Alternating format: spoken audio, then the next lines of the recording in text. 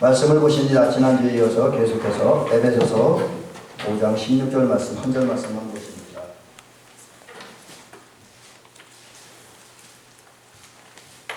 이제 다 찾으신 줄 알고 우리 함께 지난주처럼 함께 합독을 하겠습니다. 시작! 세월을 아끼라 내가 아까니라. 아멘. 지금 시간을 아끼라 두 번째 시간인데 지난주에는 이제 시간 아낌에 대해서 이제 우리가 한 가지 얘기한 게 예배를 드리는데 또 기도하는 충분한 이게 넉넉하고 여유 있을 만큼 수면 취해야 된다. 이제 잠과 연결시켜서 말씀을 드렸습니다. 예수님께서 일찍이 제자들을 향해서 말씀하셨습니다. 뭐라 그러냐면 그가 또 다른 보혜사를 너희에게 주사 영원토록 너희와 함께 있게 하리니 저는 그는 진리의 영이라. 그렇게 말씀하셨습니다. 그러니까 그 말씀 앞에 뭐라는 내가 너희를 떠나가는 것이 유익하다. 그렇게 말씀하시고 충격과 슬픔 가운데 있는 제자들에게 주님께서 주신 말씀이 떠나가는 것이 유익하다.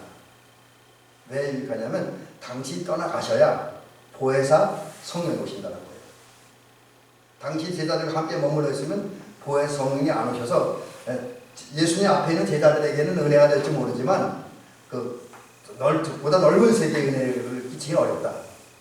그래서 당신이 떠나가야 보혜사 성령이 오니까 내가 떠나가는 것이 너희에게 유익하다. 그렇게 말씀하신 다음에 이제 당신이 구하시고 그 결과 하나님의 보혜사를 보내실 것이다. 그래서 보혜사가 오는데 그분은 어떤 분이냐?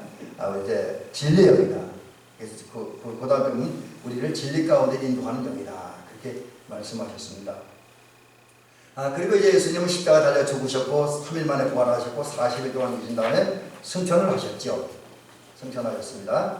그리고 나서 이제 제자들이 나가에 닦은곳에서 옛날 성경에 기도에 전심전력했다 했잖아요. 근데 우리 요즘 성경에도 그 비슷한 내용으로 나오는 단어가 조금 달라요. 기도에 힘썼습니다.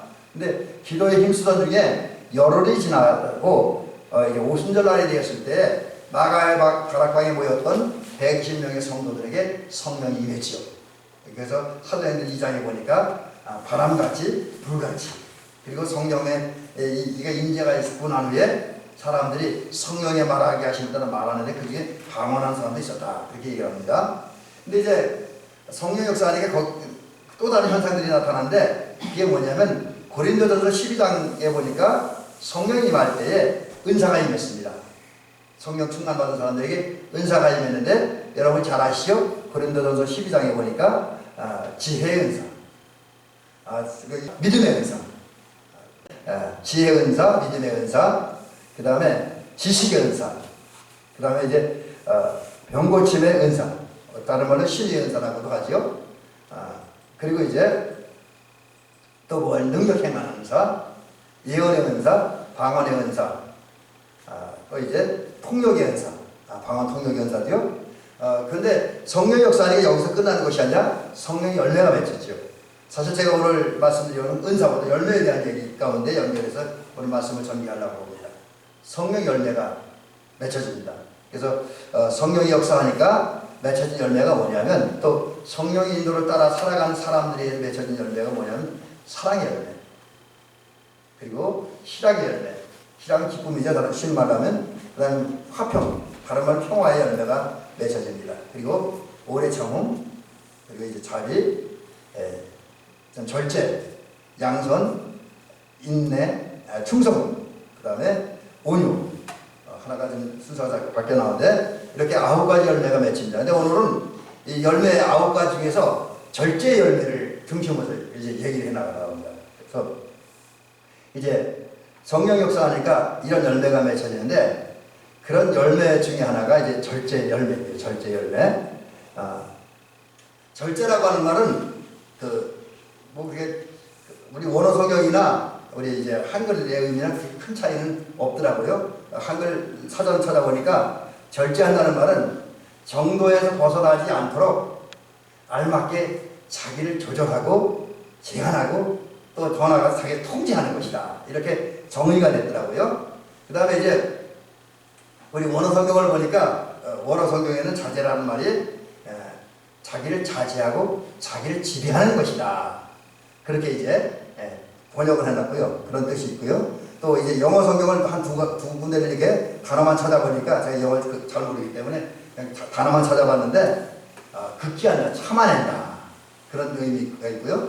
그 다음에 또 다른 영어 성경 NIV 성경에는 이제 그 자기를 조절한다, 자기를 조절한다 이런 의미가 있습니다. 근데 우리 성도들은 그 성령의 충만을 받고 성령의 인도하심 속에 일함으로 은사도 나타나고 능력도 나타나는 것도 중요하지만 사실은 여러분 우리에게 은사가 더 중요한 열매예요. 우리가 믿음을 가지고 어떻게 사느냐. 그래서 우리 하나님 나라를 확장한다라고 하는 얘기를 할 때도 그 하나님 나라가 우리 삶을 통해서 이루어지게 해야 되기 때문에 그런 데서 삶을 중요시하게 해요. 그러다 보니까 은사보다는 열매에 관심이 많습니다. 또 이 열매가 중요한 게 우리 마태복음에서 보니까 그들의 열매를 그들 안 나눴잖아요. 그런 데서 본다면 성령의 충만을 받고 정말로 성령의 도우심을 거듭나서 진정한 예수의 사람, 진정한 하나님의 나라 백성이 된다고 한다면 예수의 사람다운 성령의 예수의 사람다운 하나님 나라 백성다운 열매가 나타나야 됩니다. 그게 바로 성령의 열매인데 그 성령의 열매를 가운데 우리 특별히 오늘 말씀과 연결해서는 절제의 열매를 맺어요. 절제의 열매. 절제가 굉장히 중요해요. 근데 사실 절제가 중요하기도 하지만 절제만큼 어려운 게 없습니다. 절제 무지하게 어려워요. 그럼에도 불구하고 절제 열매를 우리는 맺어야 됩니다. 그러기 위해서 저와 여러분들은 우리 육체의 욕망과 본능을 억제하고 조절하고 관리할 필요가 있습니다. 화나는 것, 급한 성격, 거친 말, 향락과 쾌락에 대한 욕망들, 재물력도 조절할 필요가 있어요. 억제할 필요가 있습니다. 이게 절제하는 거예요, 절제. 그런 절제가 열매인데 이게 우리에게 꼭 필요하다는 거죠. 특별히 오늘 성경과 연결해서 오늘 본문과 연결해서 보면 우리 세월을 절제할 줄 알아야 된다. 이 세월을 절제한다고 하는 말은 다른 말은 시간 활용을 잘해야 된다. 그런 의미로 이해하면 되겠습니다. 여러분 여기 오늘 본문에 세월이라고 하는 말이 나오는데 지난주에 제가 이 말씀을 설명을 드렸습니다. 세월은 원어로 볼 때 두 가지 의미가 있다 했죠. 먼저 크로노스, 그냥 시간, 흘러가는 시간. 1977년 6월 6일 이런 식으로다가 흘러가는 시간. 근데 그 크로노스고요. 오늘 여기 절제라고 하는 말에서 우리가 절제의 세월은 어떤 세월인가 하면 크로노스가 아니라 카이로스로서 이건 지난주에도 말씀드렸는데 하나님이 선택한 특별한 시간, 우리에게 은혜를 주시기 위해서, 우리에게 복을 주시기 위해서, 우리 사랑해 하시기 위해서 특별히 하나님께 선택한 시간들이에요. 그리고 우리를 하나님의 종으로 하나님의 일꾼으로 쓰시기 위해서 특별히 선택해 놓은 시간들. 근데 그렇다고 해서 이게 어떤 시간은 더기 하고 어떤 시간은 덜기 하는 그런 의미는 아니라 이제 이 말씀을 드리면서 제가 지난주에 그런 얘기 드렸죠. 원래 그 원어의 카이로스와 크로노스의 의미는 좀 다를 수는 있지만 내가 순간순간 시간을 어떤 자세 어떤 마음을 가지고 살아가냐에 따라서 내가 살아간 세월 시간들이 그냥 흘러가는 크로노스와 같은 시간이 될 수도 있고 하나님이 선택한 시간을 바르게 보내는 카이로스와 같은 시간이 될 수 있다. 그렇게 말씀을 드렸습니다. 그래서 세월이라고 하는 말은 하나님께서 우리에게 은혜와 사랑과 복을 주려고 특별히 선택하신 시간들, 또 우리를 선택하고 부르신 다음에 우리를 하나님의 일꾼으로 교회에서는 집사님으로, 권사님으로, 장로님으로, 또 이제 지방에서는 이제 여러 가지 지방 임원으로, 또 상임위원으로, 연회에서는 감독이라든지 여러 가지 직책을 주시기 위해서 선택하시고 부르시고 세우시고 쓰시기에 하나님 특별히 정한 기간입니다. 여러분 하나님의 일꾼들이 영원히 쓰임받는 거 아니잖아요. 영원히 쓰임받는 거 아닙니다. 자, 이런 시간대에 우리는 절제를 해야 된다. 시간을 절제해야 된다. 시간 활용을 잘해야 된다라는 것이죠. 다른 말은 시간을 아끼라는 거죠. 이 아낀다는 말은 우리가 얼핏 생각하는 건 좀 다른 의미가 있습니다. 오늘 찾아보니까 구속하다, 속량하다, 사다. 이게 기본적인 의미예요. 근데 이런 의미를 통해서 세월을 아끼라는 의미는 어떤 세월을 아끼라는 말은 어떤 의미를 가지고 있느냐? 하나님이 우리의 은혜 주시기에 복 주시기에 사랑 주시기에 선택하신 특별한 기간들. 또 하나님께서 우리를 일꾼으로 종으로 쓰시기에 선택하신 기간들을 그 시간들을 자기 시간으로 만든다는 거예요. 그 시간 쪼개고 잘 활용해서 자기 것으로 만든다. 자기 것으로 만든다고 하는 것은 뭐 자기 이기심을 위해 쓰라는 것이 아니라 정말 하나님의 은혜를 주시기 위해서 그 작정하시고 예비하신 그 기간에 하나님의 은혜를 받으라는 거예요. 하나님의 사랑을 받으라는 겁니다. 그러니까 이제 여러분 여기서 이 세월을 아끼라는 말과 반대의 의미로 시간을 낭비하는 건 뭐냐면 하나님이 은혜 주시기 위해서 복 주시기 위해서 사랑 주시기 위해서 선택하신 구별하신 그 시간에 은혜 받지 못하고 사랑 받지 못하고 복 받지 못하면 시간 낭비한 거예요. 하나님이 우리를 일꾼으로 쓰시기 위해서 세워놓으신 그 시간 동안에 우리가 주님의 일을 하지 않고 그래서 열매가 없다고 한다면 우리 시간 낭비한 겁니다.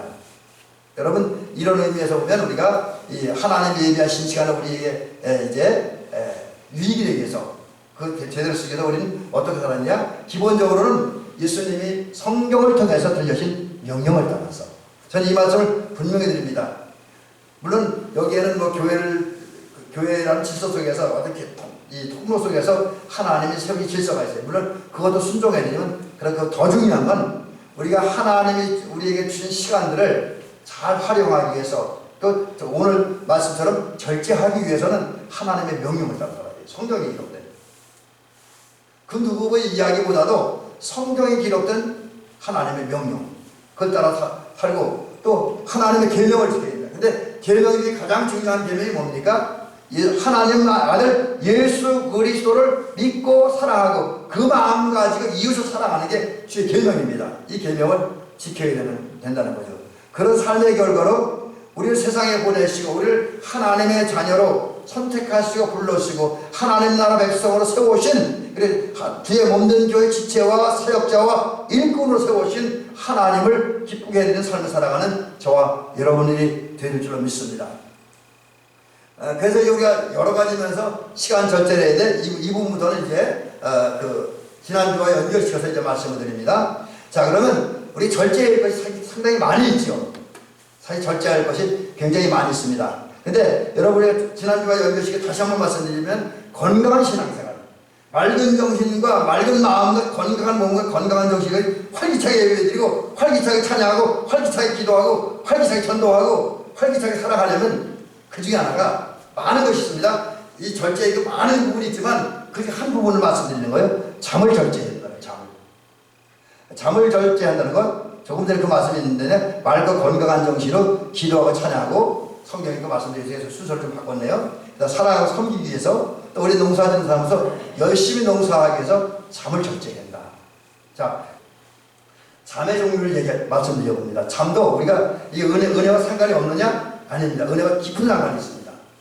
왜 그러냐면 잠에는 두 가지 의미의 잠이 있습니다. 두 가지 의미의 잠이 있는데 그 중에 지금 제가 말씀드린 이 잠은 하나님의 은혜예요. 하나님의 사랑이고 하나님의 복입니다. 그래서 그 잠의 종류를 저는 복된 잠이라고 이제 정의를 했습니다. 이게 잠 중에 복된 잠이 있어요. 은혜로운 잠이 있습니다. 하나님의 사랑의 선물로 주신 잠이 있어요. 그게 뭐냐면 성경에 보니까 그런 말씀이 있죠. 그 시편 127편 2절에 보니까 하나님은 사랑하는 자에게 잠을 주시는도다 그랬습니다. 하나님은 사랑하는 자에게 잠을 주시는도다. 이 분명히 말씀. 제 얘기 아닙니다. 성경에 있는 얘기. 하나님은 사랑하는 자에게 잠을 주시는도다. 시편 127편 2절입니다. 그래서 이런 면에서 보면 하나님 이 잠 중에는 하나님 선물로 주신 잠이 있다. 은혜로 준 잠이 있다. 복으로 준 잠이 있다. 그런 잠을 잤던 사람이 누구냐면 다윗이라고 하는 사람입니다. 다윗. 여러분 다윗은 이스라엘 왕 중에 가장 성공적인 왕이고 가장 능력 있는 왕입니다. 전투할 때마다 이겼고 그 하나님 다 잘 됐습니다. 그 다윗에 이스라엘은 강성해졌습니다. 그러나 그 삶에는 많은 고난이 있었죠. 성경을 보면 그 사방에는 두루 적으로 다 있었어요. 적이 그를 둘러싸고 있었습니다. 왕이 되기 전이나 왕이 된 후나 뭐 사울 왕이라든지 또는 뭐 그 사울 왕이 아부하는 그런 사람들 또 블레셋 주변에 있는 여러 강대국들 다 다윗의 적이었습니다. 그런 적들이 다윗을 둘러싸고 있었어요. 그 사실을 너무나 잘 알았기 때문에 다윗은 고백을 해요. 이런 얘기는 안타까운 마음으로 또 두려운 마음으로 얘기합니다. 천만인이 나를 돌로 치려 한다. 주변에 수많은 대적들이 자기를 돌로 치려 한다는 거죠. 한마디로 정리하면 다윗은 수많은 적들로 인해서 위기와 불안과 공포에 쌓이고 그런 시간들을 하루하루 보냅니다. 그런데 더욱 중요한 것은 그런 다윗에게 하나님의 은혜가 임했어요.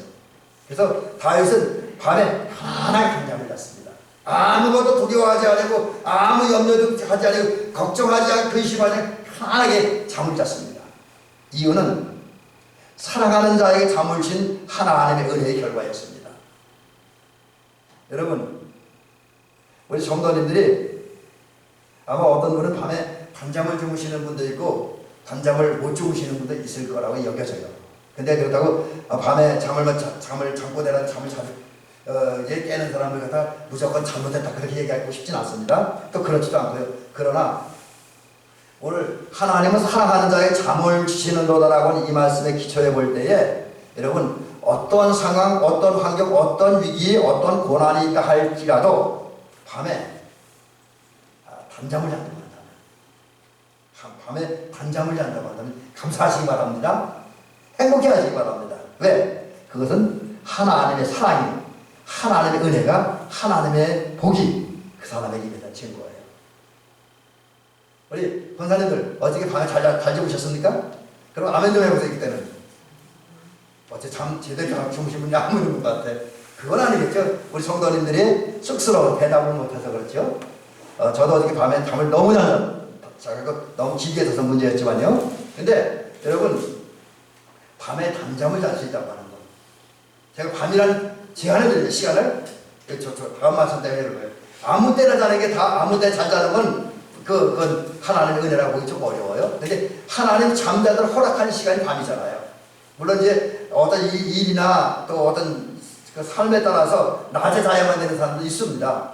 무조건 낮에 자자고 나쁘다고 그러면 안 돼요. 왜냐하면 저는 군대 생활하면서 30개월, 제가 30개월 군대 생활했는데 거의 16개월 이상을 낮에 잤어요.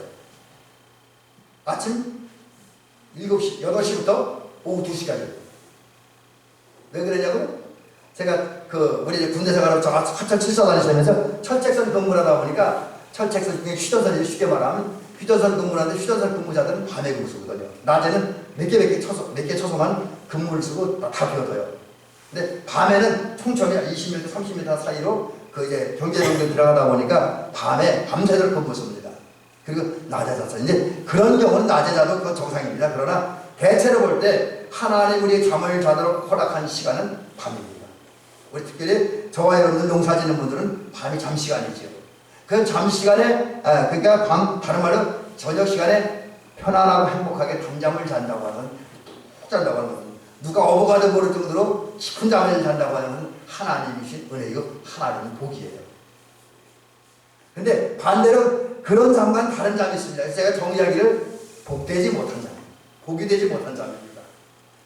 또 이거 좀 더 구체적으로 얘기하면 그 잠은 어리석은 잠이에요. 불행한 잠입니다. 비극적인 잠입니다. 그 사람을 죽게 하는 잠입니다. 사망에 이르게 잠입니다. 성경에 보면 그러한 잠을 잔 사람이 있어요. 물론 아직 변했지만 처음에 성경 받기 전에 이 복되지 못한 잠을 잔 사람들이 있습니다. 누구냐? 여러분 성경에 보니까 베드로와 야고보와 요한이 그랬어요. 이분들은 주님이 늘 주님이 가시는 걸 따라갔잖아요. 그래서 주님의 데려가신 걸 통해서 겟세마네 동산에 갔고 그 겟세마네 동산에 갔는데 그때 예수님은 땀방울 핏방울 될 정도 간절히 기도하셨습니다. 그리고 기도하러 가시면서 물론 중간에 그랬지만은 처음에 그런 건 아닙니다. 한 번 기도하고 돌아오셔서 제자들에게 말씀한 건데 뭐라 그랬습니까? 시험에 들지 않게 깨어 기도하라 했잖아요.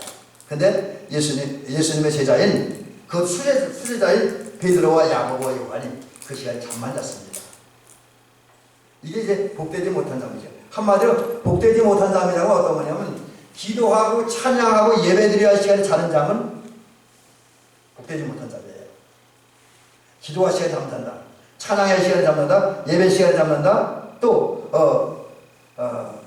뿐만 아니라 우리가 이제 농사 짓는 사람들이 일해야 할 낮 시간에 잔다고 하는 것, 이거는 복된 잠이 못 되는 거예요. 이게 자지 말아야 할 시간에 자는 것, 그건 복된 잠이 아니다라고 성경은 우리 규정해 주고 있습니다. 자, 그 다음에 이제 이 얘기는 우리에게 상당히 중요한 그 경고를 올려주는 잠입니다. 근데 만약에 이렇게 우리가 잠자지 않아야 될 시간이나 잠자지 그 자리에서 잠을 잘 때 이런 비극적인 결과가 되냐를 좀 말씀드리려고요. 그럽니다.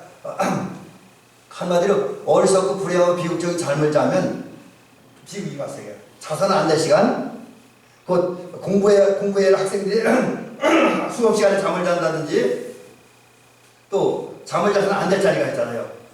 학생들이 도서관에서 학교에서 잔다든지, 기도원에 가는 사람들이 그 기도하는 그 시간에 잠을 잔다든지, 이런 거 비극적인 잠이라는 거죠. 복되지 못한 잠. 또 잠을 어떤 분은 너무 조금 자요. 지난주에 말씀드린 것처럼 뭐 누구는 4시간만 자면 된다, 누구는 3시간만 자면 된다, 누구는 2시간만 자면 된다. 이거는 복되지 못한 잠이에요.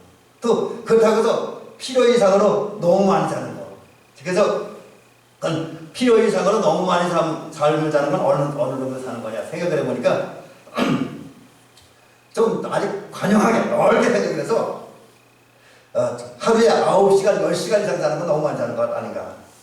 제 기준입니다. 또 제 입체적 상황이고 이건 조금 더 차이가 있을 수 있어요. 근데 하여튼 필요 이상으로 너무 많이 자는 거, 이게 불행하고 비극적인 잠인데, 이런 잠을 자면 해로운 일을 당한다라고 하는 거죠.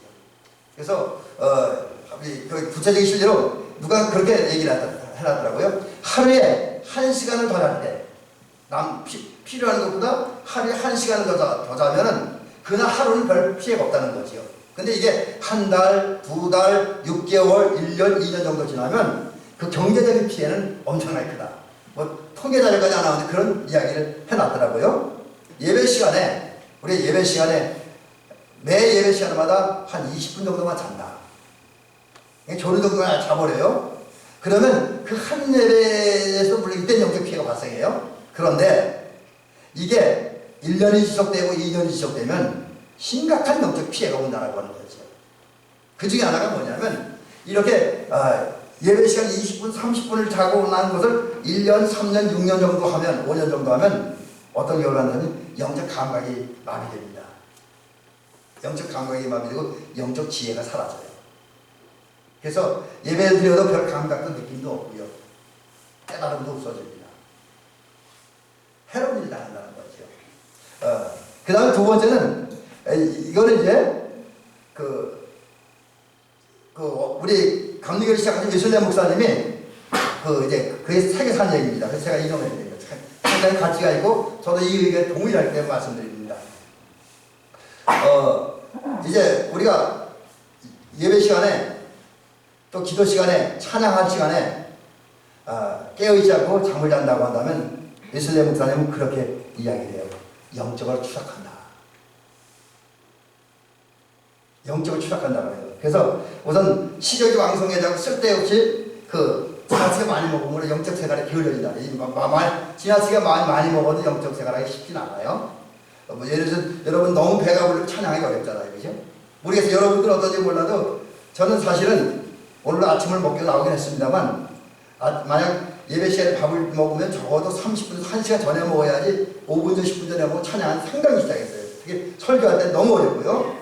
차라리 약간 배고픔이 훨씬 낫습니다. 그래서 이게 영적으로 추락하는데, 기도 시간에 예배 시간에 잠을 자면 식욕이 생겨갖고 많이 먹다 보니까 기도하고 예배드리는데 지장이 있다. 찬양하는 데 지장이 있고요. 또 쓸데없는 욕심에 빠진다. 죄를 낳게 하고 사망에 이르는 욕심에 빠져 있고, 영적 안위가 낙태에 빠진다는 거죠. 잠을 너무 많이 잘 때. 그래서 기도하고 찬양하고 예배드리는 일을, 성경 읽는 일을 이제 소홀히 하게 되고요. 무지결제합니다. 절제하고, 또 너무 많이 자다 보니 약해져서 고난을 견디지 못한다. 고난을 견디지 못한다고 합니다. 그 외에도 여러 가지가 있는데 이 정도 넘어가고요. 그 다음에 또 이제 이게 영적 육적으로 건강에 좋지 않다고 합니다. 웨슬레 목사님 얘기에 의하면 그 이제 웨슬레 목사님이 목사님 것을 끝난 게 아니라 그분이 의학적인 지식이 굉장히 많아요. 그래서 그분은 의학서도 썼습니다. 비록 간이 서적이지만 그 정도 의학 지식이 많았고 실제로 교회 안에 있는 성도들을 치료해주기도 했다 그래요. 근데 그런 경험을 가진 웨슬레 목사님 얘기가 사람이 너무 오랫동안 잠을 자는, 그래서 그분 얘기 표현에 너무 오랫동안 침대에 따뜻한 이불 뒤집어 쓰고 있으면 뭐라면 몸에 열이 오른대요. 몸에 열이 올라서 몸이 약해지고 무력해진다고 합니다. 그러고 나서는 신경 조직이 약해지고 또 이제 어지럼증이라든지 우울증이 생기고 시력이 약해진다. 그래서 그분 얘기는 우리 젊었을 때 기도 덜 한 때보다 은혜 받고 나서 페트라일에서 성령 체험하고 은혜 받고 나서 기도하고 나는데 그리고 그런 생활 40년 한 노인 때가 시력이 좋아졌다고 웨슬레 목사님 고백을 합니다. 이제 우리가 기도할 시간에 기도하지 않고 또 너무 그거에도 필요한 않은 분량만큼의 잠을 잔다고 한다면 우리 몸이 약해진다라고 하는 겁니다. 자, 마지막 얘기 이제 결론을 이런 말씀드립니다. 여러분, 우리 세월을 아껴야 됩니다. 절제해야 돼요. 세월을 절제해야 됩니다. 그래야 건강한 신앙생활을 할 수가 있습니다. 다시 말씀드립니다. 잠을 절제한다는 것은 맑은 정신, 건강한 몸을 가지고 활기차게 기도하고 찬양하고 예배할 수 있도록 시간을 관리해 나가는 거예요. 조절을. 잠도 그런 기준에 자는 겁니다. 내가 가장 기도하기 좋은 시간, 기도하는데 가장 좋은 상태, 찬양하는데 가장 몸 상태, 성경 읽는데 가장 좋은 몸 상태, 또 예배를 가장 좋은 몸 상태를 유지할 만큼 자는 거예요. 너무 많이 자도 안 됩니다. 근데 그러려면 여러분 힘이 있어야 됩니다. 힘이 있어야 되는데 그 힘을 어떻게 되느냐? 이제 이것을 좀 말씀드리려고 그럼 세 가지 짧게 말씀드릴게요. 먼저 우리가 시간 관리에 그 시간을 아껴야고 이제 절제해야 된다는 것의 중요성을 인식하고 확실히, 그러니까 아는 것도 아니라 확실히 믿어야 된다. 확실히 믿어야 된다는 거죠. 왜? 시간은 우리가 잘 알다시피 황금과 같이 귀한 것이에요. 시간은 금입니다. 돈입니다. 그런 시간을 우리 잘 선영하면 하나님의 영광이에요. 특별히 잠을 제때 자고 적절히 자서 건강한 몸을 가지고 기도하고 건강한 몸을 가지고 찬양하고 맑은 정신으로 기도하고 예배드리면 하나님의 영광 받으세요. 또 삶의 현장에서 건강한 몸을 가지고 열심히 농사하고 열심히 직장생활 충실하면 하나님의 영광을 받으십니다. 아울러 우리 자신에게도 유익해요. 그래서 우리는 시간을 잘 활용한다는 것이 중요하다는 사실을 인식하고 확신해야 된다는 것이죠. 그 다음에 두 번째는 부르짖어 기도해야 됩니다. 여러분, 우리 성도들이 잠을 절제하려면, 적절하게 자려면 우리 영혼과 육체와 정신과 마음에 힘이 있어야 됩니다. 제가 느끼는 게 있어요. 여러분, 저도 그렇고 여러분도 그렇고 우리 사람들은 졸음과 잠 앞에 무기력하지요. 쓰러집니다. 잠과 졸음 앞에 쓰러집니다. 자, 어쨌든 졸음을 이기기 힘들어요. 그런 우리들이 깨어있을 시간에 깨어있으려면 그 졸음을 이기고 잠을 이기려면 어떻게 해야 되냐? 기도하는 것밖에 없습니다. 우리는 강하고 그 누구도 소관할 힘이 없는 욥기 9장 19절에 보니까 말씀이 있는데 이 말씀 따라서 강하고 능력 있는 힘이 있는 아무도 그분을 어찌할 수 없는 절대 주권을 가진 하나님께 기도해야 됩니다. 어떻게? 야곱이 야폭강 나루에서 이 환덕뼈가 부러져가면서 결사적으로 기도했잖아요. 그와 같은 자세로 하나님 앞에 기도하면 하나님의 은혜로 우리는 잠을 이길 수 있으리라고 믿습니다. 그 다음에 마지막 하나는 오늘 잠을 해결하는 길, 잠을 절제하는 길 마지막 길입니다. 여러분, 신중한, 제가 믿음의 신중함이라고 하는데 조금 그거보다는 신중한 믿음을 갖고 합리적인 삶을 더해야 된다 라는 것을 말씀드리고 싶습니다. 여러분, 먼저는 우리가 우리는 살면서 시간을 신중하게 사용해야 돼요. 잠들고 일어날 시간을 잘 조절하고 절제할 줄 알아야 됩니다. 그러기 위해서는 신중해. 경솔한 사람들은 특히 자기 힘과 자기 의지만 믿고 경솔한 사람들은 절대 잠을 이길 수가 없습니다. 잠하면 100% 패하게 됐어요. 그래서 그런 실수를 범하지 않게 신중해야 됩니다. 근데 신중하려면 여러분, 저와 여러분들은 성령의 주신 지혜를, 성령의 은사 가운데 하는 지혜의 의사잖아요. 기도해서 성령 충만 받고 지혜를 얻으시기 바랍니다. 그리고 성령께서 주신 지혜를 따라서 내 삶 속에 신중하게 생각하고 내 삶의 주변 환경에 내가 할 일에 대한 그것을 면밀히 살핀 다음에 아주 구체적인 시간 계획을 세워야 돼요. 그리고 저와 여러분은 정해진 계획을 따라 규칙적인 생활을 해야 됩니다. 그리고 예수님 목사님은 그런 얘기를 하더라고요. 이 부분은 특별히 일어날 때는 하나님의 은혜를 이제 잠이 깨어났으면 빈둥거리지 말고 뒤적거리지 말고 즉시 일어나. 그리고 다시 눕지 말아라. 이런 얘기를 하시더라고요. 그리고 그런 이제 규칙적인 생활, 한 번 일어나면 다시 눕지 않는 생활을 평생 동안 지속해야 된다. 한 번 하다 말은 소용없다라는 거죠. 또 이제 여기에 시간을 신중하게 사용하고 잠들고 일어나는 시간을 선용하기 위해서 저와 여러분 합리적인 삶을 살아야 돼요. 합리적. 이 합리적인 대단한 건 아니고요. 한마디로 여기 제가 정해진 시간에 잠들고 정해진 시간에 일어나야 된다 그랬는데 이 말씀에는 어떤 의미가 있냐면 여러분 일찍 자면 일찍 일어나야 돼요. 제가 아무래도 아침에 일어나기 힘들어하는 이유 중에 하나가 물론 제가 이제 생활 습관이 그렇게 오래되다 보니까 그렇게 합니다만 늦게 잠들어서 그런 것 같아요. 그래서 여러분 특별히 새벽 기도에 관심 있는 분들은 더더욱 일찍 자야 되죠.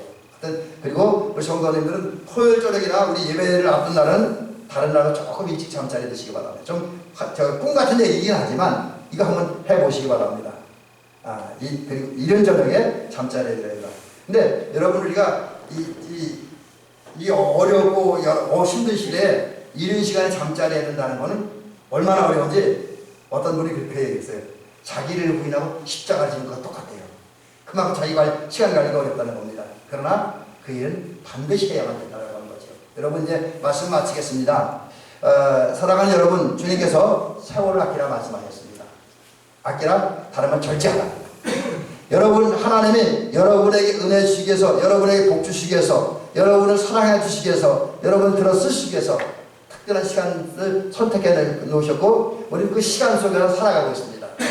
이런 우리는 하나님 주신 그 순간순간을 잘 쪼개고 활용했고 그래서 효율적으로 사용하시기 바랍니다. 특별히 잠자는 시간을 잘 활용하여 우리가 건강하게 기도하고 맑은 정신 가지고 기도하고 예배드리고 찬양할 그 정도의 분량만큼 그런 시간에 넉넉하게 잠을 자고 그것 중에서 잠을 절제하고 시간 관리를 잘함으로써 세월을 아낌으로써 이제 아름다운 건강한 신앙생활함으로 하나님께 영광 돌리고 하나님의 은혜 가운데 살아가는 저와 여러분들이 되었으기를 주의 이름으로 축원합니다.